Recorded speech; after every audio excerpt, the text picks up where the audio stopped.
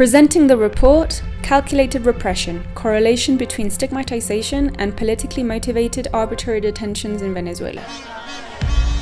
For years, Amnesty International has condemned the policy of repression in Venezuela, which seeks to silence criticism and dissent.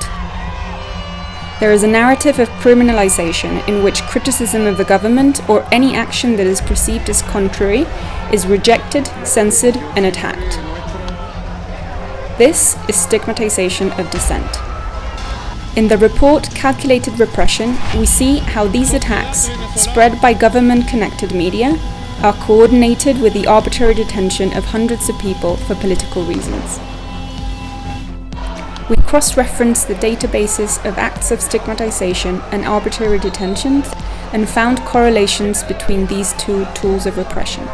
For instance, in 2019, the correlation between the time of stigmatization and when the government arbitrarily detained people reached 29%, increasing to 42% in 2020, and peaking at 77% in the first half of 2021. These figures make clear the vulnerability thousands of people suffer in Venezuela.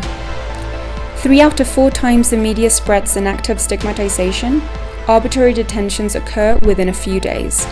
People who are detained are prosecuted for crimes such as terrorism and subjected to incommunicado detention, ill treatment, and even torture. For many years, civil society organizations have reported attacks they receive through the media. These attacks have gone so far that they pose a threat to all human rights defenders in Venezuela.